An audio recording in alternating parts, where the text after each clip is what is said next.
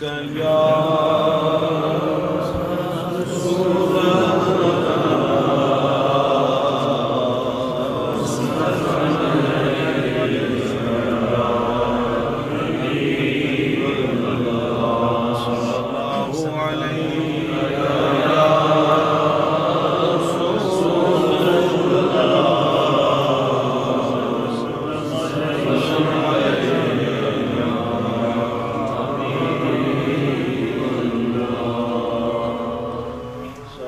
نہریاں والا پیر پیر زمانے دا ساڈا نہریاں والا پیر پیر زمانے دا سونا کامل مرد فقیر پیر زمانے دا ساڈا نہریاں والا پیر پیر زمانے دا سونا نہریاں والا پیر پیر زمانے دا علم تے عرفاں دا مسکن ہوتے علم تے عرفاں دا مسکن ہوتے غزنوی غوث دا مدفن جیتے غزنوی غوث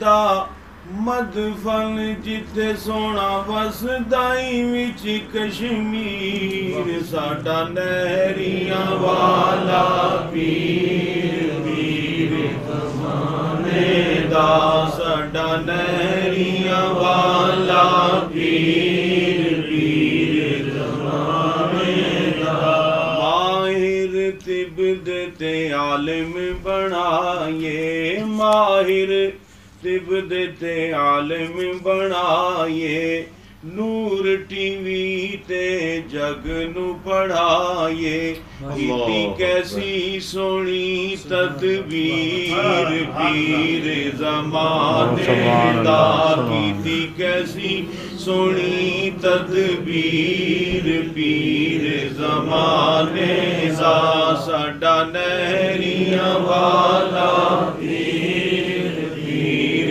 زمانے دا ساڈا نہریاں والا پیر پیر زمانے حال تے حال جمال نو ویکھو قال تے حال جمال نو ویکھو جبہ دستار رومال نو ویکھو قبلہ عالم دی تصویر پیر زمانے دا ساڈا نہریاں والا پیر پیر زمانے دا سائل جے دکھیار آوے سائل جے دکھیار آوے روندا آوے ہسدا جاوے سونا بدل دے تقدیر پیر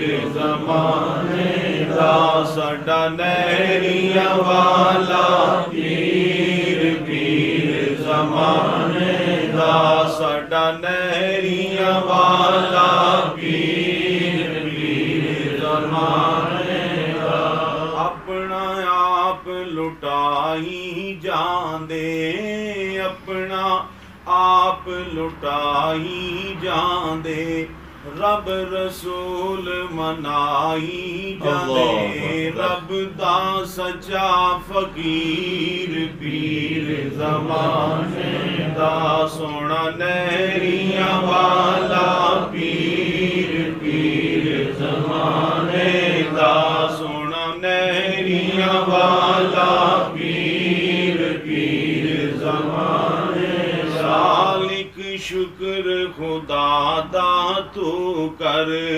سالک شکر خدا دا تو کر ہن نال جیتے قدماں وچ مر تینوں ملیا صدیقی پیر پیر زمانے دا سونا نہریاں والا پیر پیر زمانے دا سونا کامل مرد فقیر پیر زمانے درود شریف اللہم صلی اللہ علیہ وسلم.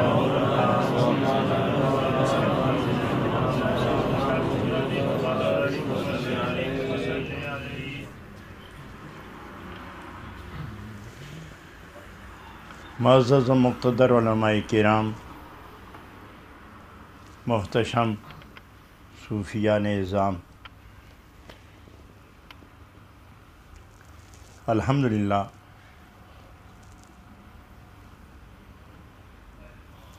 ثم الحمدللہ، اللہ کے فضل و کرم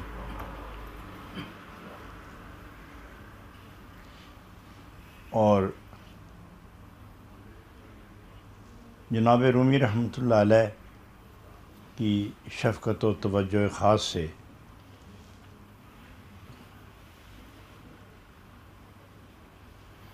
اب پھر مثنوی شریف کا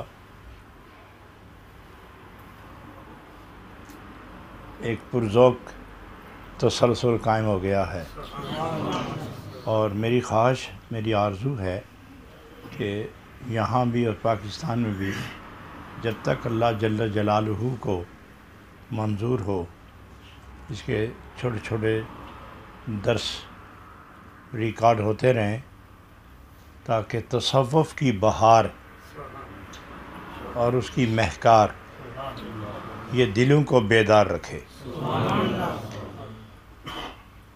تصوف پاکیزگی و طہارت کی بنیاد ہے، بلکہ مجسمہ طہارت ہے، بندگی کی روح ہے، قرب حق کی سیڑھی ہے، وصل محبوب کا پیغام ہے، دریائے محبت میں تیرنے کا نام ہے، عشق کے شعلوں، عشق کے لپکتے شعلوں کی معراج ہے. یہ سراپا سوز و گداز ہے، یہ سراپا بندگی و نیاز ہے، یہ سراپا دعوت قرب بندہ نواز ہے. اس لیے تصوف نے جس طرح رخ کیا وہیں بہاروں نے ڈیرے لگائے. تصوف نے جہاں اپنی کارکردگی کا مظاہرہ کیا، ملکوتیوں نے وہیں داد و تحسین کے پھول برسائے. میں نے کل آپ کی معیت میں جو باتیں کہی تھیں، وہ امید ہے آپ دوستوں کو یاد ہوں گی کہ صوفی کی صوفیانہ زندگی سے ہٹ کر اس کی جو ظاہری کمزوری، بھوک، پریشانی، دکھ، بیماری، رنج و الم، ہموم و غم، اس چیز کو دیکھ کر اس کی رفیقہ حیات نے اعتراضات کی بوچھاڑ کر دی اور بڑی شد و مت سے درویشی ترک کرنے اور فقر کے خلاف ایک مسلسل جد و جہد قائم رکھنے کا جو مظاہرہ کیا تھا، اس دل تنگی کی کیفیت سے نکلنے کے لیے اس کے باشعور اور اندر سے پر نور شوہر نے بڑے پیار، دھیمے لہجے اور سرور کے ساتھ اس بہجت افزا کیفیت سے آشنا کرنے کی مختلف تدابیر اختیار کیں.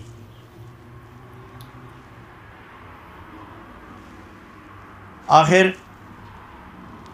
مختلف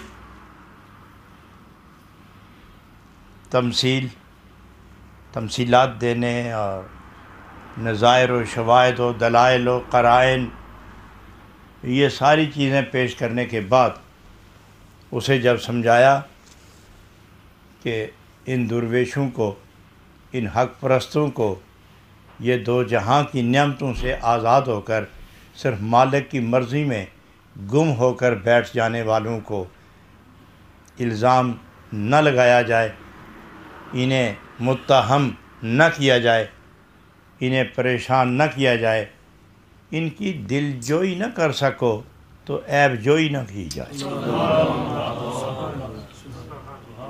تو پھر انہوں نے شکر اور گلاب کے پھول کی پتیوں کو آپس میں ملا کر جو چیز حاصل ہوتی تھی اس کی مثال دی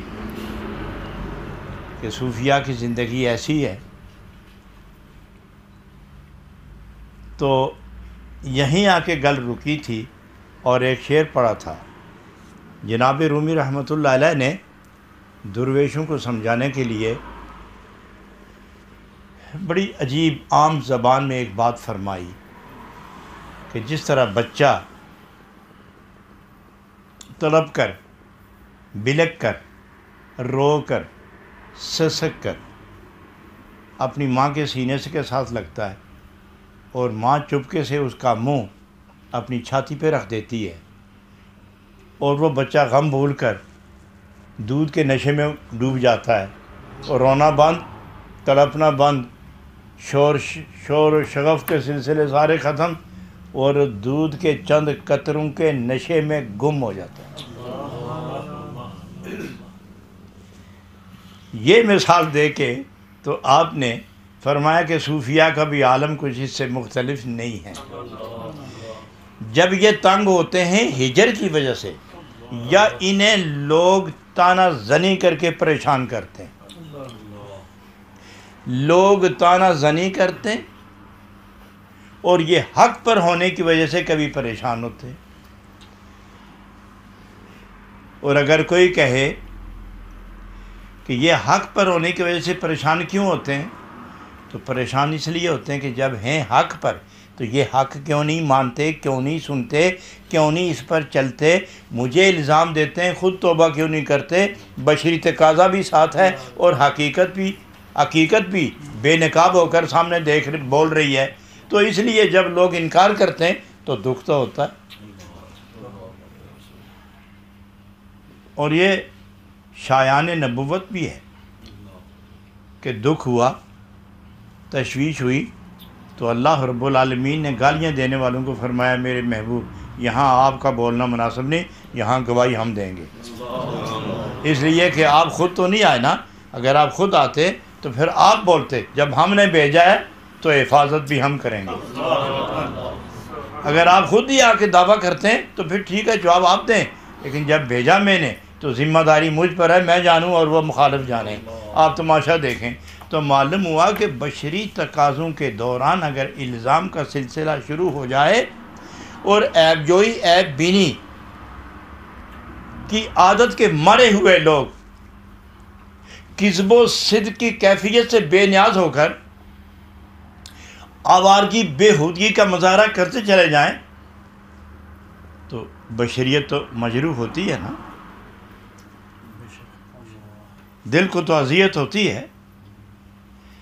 تو اگر انبیاء علیہ السلام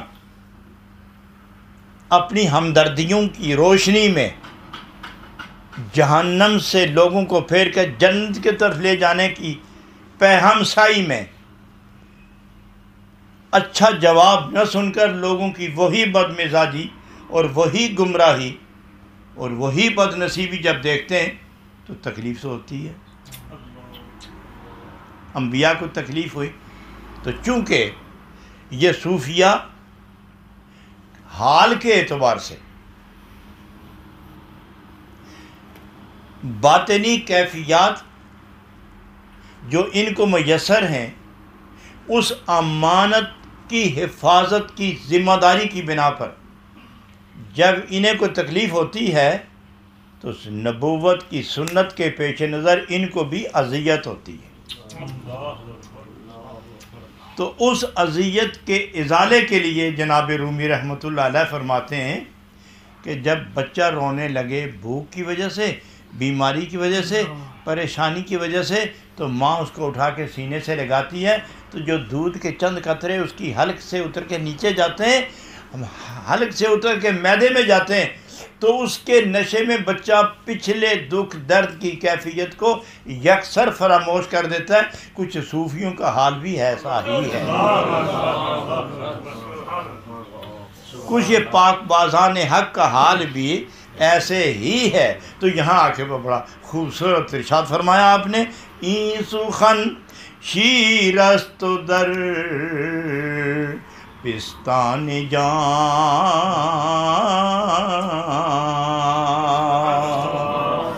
این سخن شیر است در پستان جان,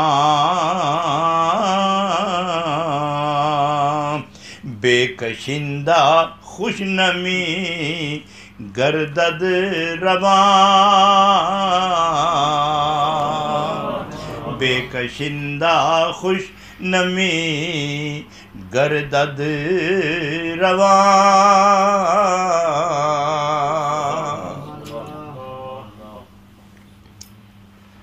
حضرات اس ایک شعر پر اب میرا خیال ہے کہ درجنوں معاملات الجھ کے ابھر کے سامنے آ گئے ہیں. میں ان میں سے دو چار عرض کرنا چاہوں گا. این سخن شیر است در پستان جان, یہ جو صوفیاء کے ہم نے حقائق بیان کیے ہیں, ان کے اندر کی کیفیت بیان کی ہے, ان کا سوز طلب جلن کیفیت جو ہم نے بیان کی ہے, وہ جو لذت درد ہجر میں بلک بلک کے روتے ہیں, اور جب ان کو تسلی ملتی ہے وصل محبوب کے ذریعے, اس کی مثال ایسی ہے کہ ان کو بھی روحانی شیر مل گیا ہے. لیکن بچے کو تو ماں پستان کے ذریعے دیتی ہے. تو حضرت رومی فرماتے ہیں کہ یہ جو صوفی کی روح ہے نا, یہ جو صوفی کی روح ہے, یہ روح بمانند پستان ہے. ہم اس میں دودھ اتارتے ہیں, ہم اس میں دودھ اتارتے ہیں. وہ دودھ کیا ہے؟ وہ نور وحدت ہے, وہ جلوائے ملاقات ہے, وہ جلوائے وصل ہے. وہ بے حجاب جب ہم نور اتارتے ہیں روح میں, تو گویا اس کے اندر جب نور پھرنے لگا تو ایسے ہوا جیسے بچے نے پستان کو منہ میں رکھا اور دودھ اندر گیا. ہم نے روح کے اندر اپنا نور اتار کے اس کی پریشانی کا ازالہ کر دیا. آگے فرماتے ہیں بے کشندہ خوش نمی گردد رواں, لیکن جب تک بچہ منہ میں پستان رکھ کے چوسے نہیں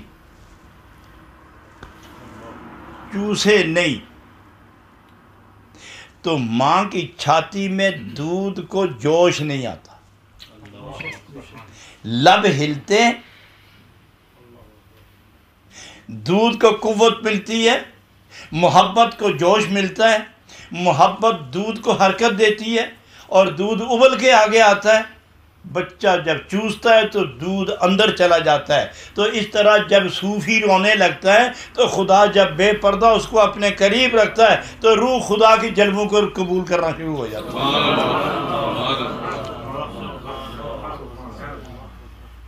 حضرات گرامی میں ایک بات یہاں عرض کروں کہ بچہ سو جائے, آپ تجربہ کار ہیں, میں ایک تجربے کی بات عرض کروں مثال کے طور پر, کہ بچہ سو جائے اور ماں کو بہت ہی پیارا ہو, مگر سو گیا. ایک دن دوسرے دن ہلایا, وہ جاگا, رویا, پھر اس نے آنکھیں بند کر لی, سو گیا. تو کیا بتائیں گے آپ کہ سوئے ہوئے بچے کو ماں دودھ پلاتی ہے؟ جب بچہ سو جائے تو ماں دودھ نہیں پلاتی. بچہ سو جائے تو ماں بے خبر ہو جاتی ہے. بچہ سو جائے تو ماں بے نیاز ہو جاتی ہے. بچہ سو جائے تو ماں کو جو بچے کی تڑپ ہوتی ہے اس میں کمزوری آ جاتی ہے.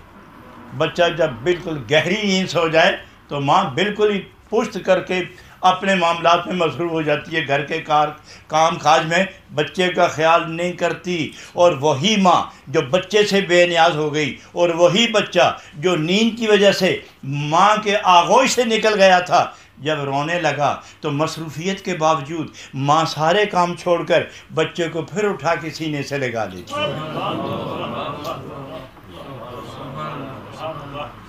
نتیجہ کیا رہا؟ نتیجہ یہ کہ سوئے ہوئے بچے کو ماں دودھ نہیں دیتی، تو نتیجہ کیا رہا؟ غافل بندے کو خدا اپنا قرب نہیں دیتا۔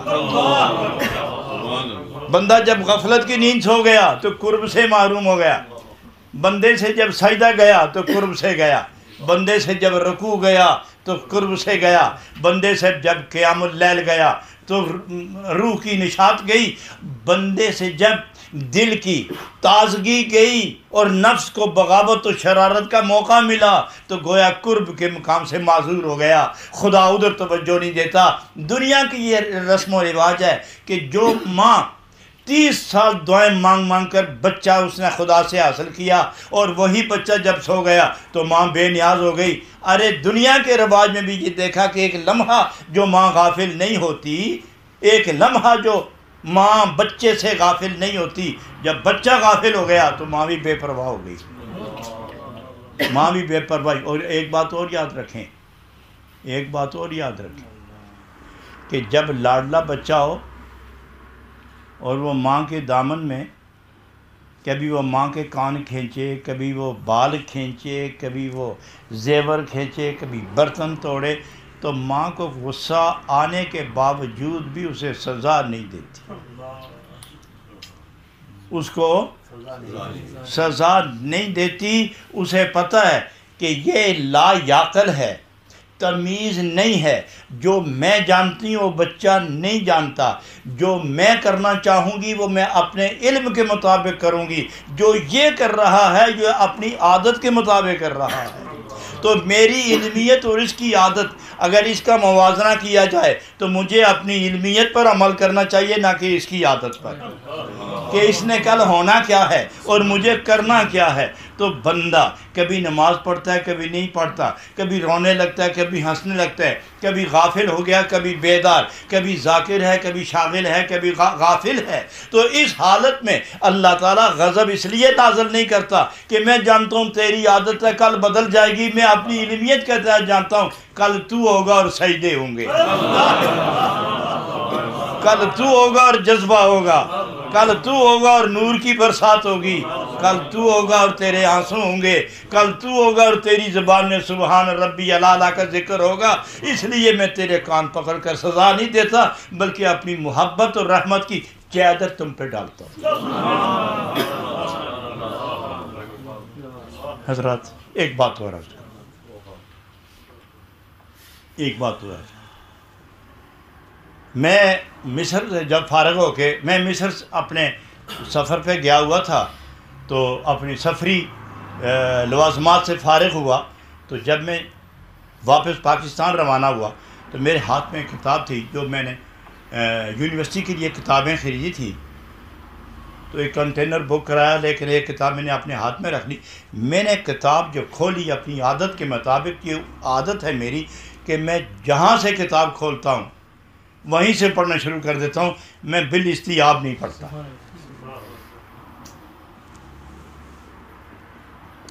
کتاب جو کھولی تو جو واقعہ میرے سامنے آیا اس کا تعلق بھی اس واقعے کے ساتھ ملتا ہے۔ وہاں ایک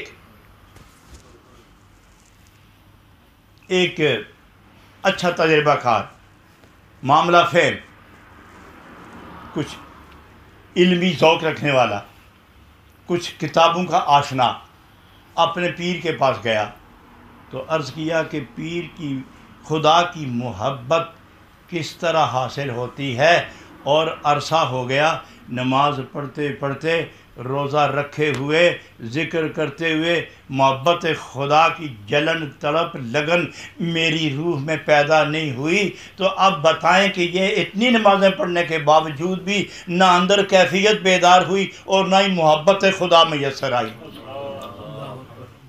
اور پھر مجھے کیا کرنا چاہیے؟ تو آپ نے فرمایا مولانا میں تمہیں ایک مشورہ نہ دوں؟ آپ ہم سفر ہیں نا میرے، میں تمہیں ایک مشورہ دینا چاہوں گا، وہ یہ کہ خدا کے ساتھ صرف اتنی محبت کرو۔ میں تمہیں نہیں کہتا کہ گم ہو جاؤ پیار میں، سب کچھ بھول جاؤ، لیکن میں یہ ضرور کہوں گا کہ خدا کے ساتھ اتنا پیار کرو جتنا 2-2.5 سال کا بچہ اپنی ماں کے ساتھ پیار کرتا ہے۔ مولانا آپ اتنا پیار کریں خدا کے ساتھ جتنا 2-2.5 سال کا بچہ اپنی ماں کے ساتھ پیار کرتا ہے۔ زیبا ہے تجھے کہ آپ بھی اتنا پیار تو اپنے رب کے ساتھ کریں۔ حضرت جی میں سمجھا نہیں، ایک عالم دین ہوں اور مجھے آپ فرماتے ہیں کہ 2.5 سال کا بچہ جتنا ماں کے ساتھ پیار کرتا ہے میں اتنا پیار کروں، یہ کیا فرما رہے ہیں آپ؟ فرمایا مولانا جو آپ کو 60 سال میں میسر نہیں آیا وہ 2 سال کے بچے کی ایک ادا میں آپ کو نظر آ جائے گا۔ جی وہ کیسے؟ 50-60 عورتیں بیٹھی ہوں، ایک ہی جیسا لباس ہو، سب کے ہاتھ میں کھلونے ہوں، مسند ایک ہو، لباس ایک ہو، محفل ایک ہو، کھلونے ایک جیسے ہوں، بچہ اپنی ماں کے آغوش سے، اس کے دامن سے، اس کی گود سے اٹھا، چلتے چلتے کو 20-40 گز آگے نکل گیا، اسے ماں یاد آئی یا کوئی تکلیف ہوئی، وہ روتا ہوا واپس آیا تو وہ تمام عورتوں کو دیکھ رہا ہے لیکن ہر عورت اسے اپنی طرف بلا رہی ہے، مٹھائی دے رہی ہے، کھلونے دے رہی ہے، تحفے دے رہی ہے، وہ دیکھتا ضرور ہے، لپکتا ضرور ہے، مگر قریب جا کے دیکھ کے پلٹ آتا ہے لیکن اس کے آغوش میں دامن میں نہیں بیٹھتا۔ 60 عورتوں میں سے ایک عورت کو جا کے چن کے اس کے سامنے کھڑا ہو کے جب اپنی اور اس کی آنکھیں 2-4 کر کے وہ محبت، اس کی طلب اور اس کی محبت جب دونوں اکٹھی ہوتی ہیں تو دونوں کی روحیں پکارتی ہیں کہ یہ ماں ہے اور یہ بیٹا ہے، دونوں کی روحیں پکارتی ہیں۔ وہ کہتا ہے میں بیٹا ہوں اور ماں کی روح کہتی ہے ہاں میں ماں ہوں تیری، تو وہ بیٹا لپک کے اپنی ماں کے سینے کے ساتھ لگ جاتا ہے۔ تو اگر 60 عورتوں میں 2 سال کا بچہ اپنی ماں کو تلاش کر سکتا ہے تو اس بھری دنیا میں تم خدا کو تلاش نہیں کر سکے۔ اتنی تو محبت رکھو کہ ہر شے تمہیں بلاتی ہے اپنی طرف، آؤ ادھر آؤ۔ کیا تم لپک کے ادھر نہیں گئے؟ ہر شے نے بلایا، تم اس طرف گئے نہیں، تم سے منزل اوجل نہیں ہوئی، تم سے منزل پوشیدہ نہیں ہوئی، تم سے راستہ محجوب نہیں ہوا، تم سے اپنا پروگرام مستور نہیں ہوا؟ کیا وہ اللہ کے ذکر کا اور محبت کا دستور تم سے مستور نہیں ہوا؟ اتنی محبت چاہیے جتنا 2 سال کا بچہ اپنی ماں کے ساتھ محبت کرتا ہے۔ اگر 2 سال کا بچہ ماں کو نہیں بھول سکتا، اے عاشق اور اے صوفی، اگر تم ایک لمحے کے لیے بھی خدا بھول گئے تو تم سے وہ 2 سال کا بچہ بازی لے گیا ہے۔ تو اس لیے وہ فرماتے ہیں این سخن شیرست در پستان جان،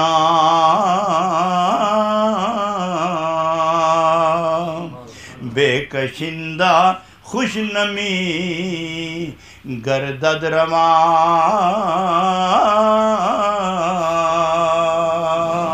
یہ جو ہم کچھ آپ کو کہہ رہے ہیں یوں سمجھو کہ آپ 2.5 سال کے بچے ہیں، آپ کی روح کے اندر ہم جو روحانی نور، روحانی دودھ، وہ نور جو اتار رہے ہیں تو ہم آپ کی روح کو دے رہے ہیں اور روح سارے جسم کو دے رہی ہے۔ اور جب تندرست و توانا ہوگے اور نفسانی خطرات ختم ہوں گے تو پھر ایک میں ہوں گا مطلوب اور ایک ہوگا طالب، ایک قاصد ہوگا ایک مقصود، ایک عابد ہوگا ایک معبود، ایک ساجد ہوگا ایک مسجود، ایک بندہ ہوگا ایک بندہ ہوگا اور ایک بندہ نواز، اور ایک عاشق ہوگا ایک معشوق، ایک محب ہوگا ایک محبوب، ایک واصل ہوگا ایک مسلوب۔ یہ ہے وہ سلسلہ محبت اور فیضان تصوف یا نگاہ محبوب یا احسان محبوب۔ حضرات گرامی، یہاں حضرت جناب رومی رحمۃ اللہ علیہ نے بہت خوبصورت بات فرمائی ہے۔ شاعر نے یہاں جو کچھ لکھا ہے حضرات وہ ہے تو بہت خوبصورت، مگر میں اس سے 2 قدم آگے نکل کر جو بیان کر رہا ہوں یہ تصوف کی روح ہے. یہاں انہوں نے 2-4 جملے عرض کیے ہیں، کچھ بیان فرمایا اور پھر دوسری طرف نکل گئے ہیں. لیکن میں ایک بات عرض کروں اسی جناب رومی رحمۃ اللہ علیہ کے فیضان کی کہ اے صوفیو، آپ نے قلم دیکھا ہے؟ جی یہ دیکھیے ایک مثال، عملاً مثال موجود ہے. یہ کاغذ ہے، یہ قلم ہے. اب میں لکھنے لگا ہوں، توجہ فرمائیں، میں ایک مثال دینے لگا ہوں، میں اب لکھنے لگا ہوں. لکھی گئی عبارت، آپ بولتے نہیں کیوں؟ آپ دیکھیے لکھی گئی عبارت. پھر سنو، یہ ہے قلم، یہ ہے کاغذ. اب میں لکھنے لگا ہوں عبارت، لکھی گئی نہیں. اب کیا خیال ہے، لکھ رہا ہوں کہ نہیں؟ لکھی جا رہی ہے، لکھی جا رہی ہے نا. فرمایا قلم جب تک جھکے نہیں، قلم جب تک جھکے نہیں اور صاحب قلم اپنے ہاتھ میں اسے پکڑ کر جھکائے نہ اور قلم کو جھکنے کی عادت نہ ہو تو عبارت نہیں لکھی جاتی، قلم ہاتھ میں نہیں رکھا جاتا. جو قلم جھکنا جانتا ہے وہ لکھنا بھی جانتا ہے. اے صوفی، اگر تو جھک گیا مالک کی بارگاہ میں تو گویا تو ملنا بھی جانتا ہے. اٹھا ہوا قلم کیا لکھے گا؟ لکھے گا تو وہی قلم جو جھک گیا ہے. ارے کیا پاؤ گے اپنے مقصود کو جب تک جھکو گے نہیں؟ یہاں آ کے حضرت سعدی فرماتے ہیں نہاد شاخ پر میوہ سر بر زمین، نہاد شاخ پر میوہ سر بر زمین. یہ صوفیوں کے متعلق ہے، صوفیوں کے متعلق کہ صوفی کی مثال کیسی ہے کہ درخت کے ساتھ اس ٹہنی کی ہے. اب میں ایک بات اور عرض کروں کہ ایک بڑا درخت ہے، درخت کی ہر ٹہنی کے ساتھ پھل نہیں لگتا، ہر ٹہنی ثمردار نہیں ہوتی، ہر شاخ پھلدار نہیں ہوتی. شاخیں ضرور ہیں، پتے ضرور ہیں، تر و تازگی شادابی ضرور ہے، مگر پھلدار نہیں ہوتی. بعض ٹہنیاں ہوتی ہیں جس کے ساتھ پھل لگتا ہے، اور یہ دیکھیے سب ٹہنیاں اس طرح ہوتی ہیں جس کے ساتھ پھل لگتا جائے، جو پھل موٹا ہوتا جائے، وسیع ہوتا جائے، وزنی ہوتا جائے، شاخ جھکنا شروع ہو جاتی ہے، اور جس کے ساتھ نہیں ہوتا وہ وہیں کھڑی کی کھڑی رہتی ہے، اور پھلدار جھکنا شروع ہوتی ہے. جب میوہ مکمل ہو جائے تو جھکنے کی حد پر شاخ پہنچ کر رک جاتی ہے، بالکل جھک جاتی ہے. نہاد شاخ پر میوہ سر بر زمین. جو شاخیں پھلدار ہوتی ہیں وہ جھکتی ہیں، جس کے اندر اللہ نے اپنی محبت کا پھل لگا دیا ہے، سوز عشق لگایا ہے، محبت کا پروان دیا ہے اور پیار عطا فرمایا. وہ پھلدار ٹہنی ہے، وہ جھکے گی، وہ جھکے گی، وہ ضرور جھکے گی. اور رب نے فرمایا جب ٹہنی جھک جائے تو اس کو پہچاننا ہو تو یاد رکھنا وہ یبیتون لربہم سجدا و قیاما. جب وہ ٹہنی جھکتی ہے تو اس کو اگر دیکھنا چاہو تو وہ پچھلے پہر جب کائنات کھڑی کی کھڑی رہتی ہے، یعنی غافل. کائنات جب کھڑی، چونکہ درخت کی بات ہے، ٹہنی کی بات ہے، کائنات جب کھڑی کی کھڑی رہتی ہے یعنی غافل، سو گئے. اور اس درویش کو دیکھو وہ یبیتون لربہم سجدا و قیاما. کبھی وہ قیام کی حالت میں ہے، کبھی وہ رکوع کی حالت میں ہے. یا یوں سمجھو کہ طلب کی منزل میں کھڑے ہیں، جب کچھ مل گیا تو جھک گئے. طلب کی منزل میں وہ کھڑے ہیں، جستجو کی منزل میں وہ کھڑے ہیں، آرزو کی منزل میں وہ کھڑے ہیں، گفتگو کی منزل پر وہ کھڑے ہیں، اور تلاش و طلب کی سوز و گداز کی منزل پر وہ کھڑے ہیں. اور جب پردہ اٹھا کچھ مل گیا جھک گئے ہیں. جھک بھئی یبیتون لربہم سجدا و قیاما. اور اس سے پہلے کس طرح آیت آتی ہے؟ وَعِبَادُ الرَّحْمَنِ الَّذِينَ يَمْشُونَ عَلَى الْأَرْضِ هَوْنًا وَإِذَا خَاطَبَهُمُ الْجَاهِلُونَ قَالُوا سَلَامًا. یہ لوگ جب زمین پر چلتے ہیں اکڑ بگڑ کے نہیں چلتے، زور ضابطے اور اپنی من مانی کیفیت کو دکھانے کے لیے، قوتوں کو ظاہر کرنے کے لیے وہ قدم نہیں اٹھاتے، نرم قدم رکھتے چلتے، اس لیے کہ ذاکرین تکبر نہیں کرتے،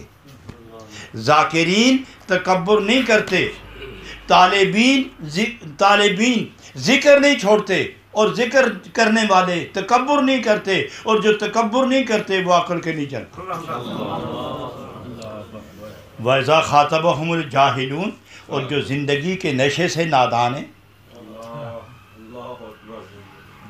اور جو زندگی کے مقصد سے ناآشنا ہیں، جو تخلیق کے بنیادی مقصد سے ناآشنا ہیں، اگر وہ آگے آ جائیں اور بات کرنا چاہیں تو قالوا سلاما، ان کو بھی سلامتی کا وہ پیغام دیتے ہیں کہ ان کی روحوں کے اندر بھی ہلچل مچ جاتی ہے. وقالوا سلاما سلام قولا من رب الرحیم. ان کو بھی وہ، یہ کون لوگ ہیں؟ یہ وہ لوگ ہیں جن کو اللہ جل جلالہ نے ان کی روحوں کو اپنے قرب میں لا کے نیکی اور کثرت اور محبت اور پیار کی بنا پر اپنے قرب میں رکھ کے اپنے نور کی کرنوں سے وہ غذا روحانی عطا فرمائی، وہ نورانی غذا عطا فرما کر تندرست کر کے جب واپس بھیجا ہے تو کائنات میں خدا کے پیغام کو عام کرنے کا فریضہ ادا کرنے میں مشغول ہوتے ہیں، اور انہیں اگر کوئی طعن و تشنیع کرے، گال گلوچ کرے، سب و شتم کرے، اتہام تہجین تذلیل کرے تو یہ وہ قالوا سلاما، تو پھر بھی جواب سختی کا نہیں دیتے، اس لیے کہ نبوت کے روحانی اور نبوت کے باطنی جو دستور ہیں اور ان دستور کو حاصل کرنے کے جو آداب ہیں، ان آداب کی ضمانت دینے والے یہ لوگ ہوتے ہیں، اس لیے یہ سنت رسول کی اداؤں کو اپنا قالوا سلام.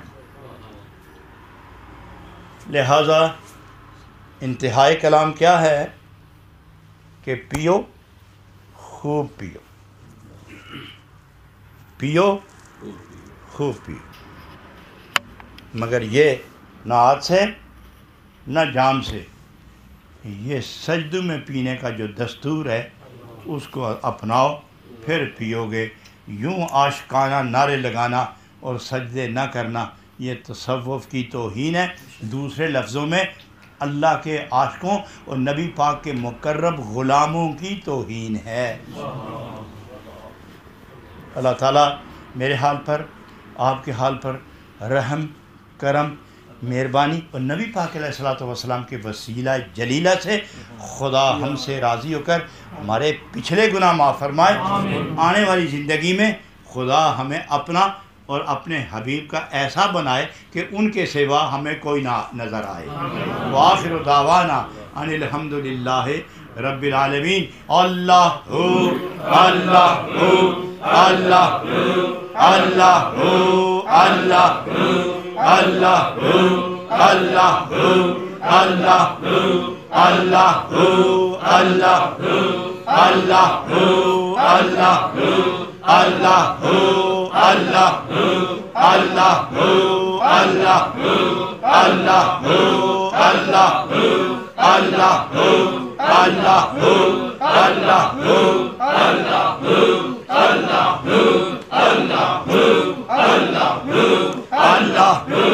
اللہ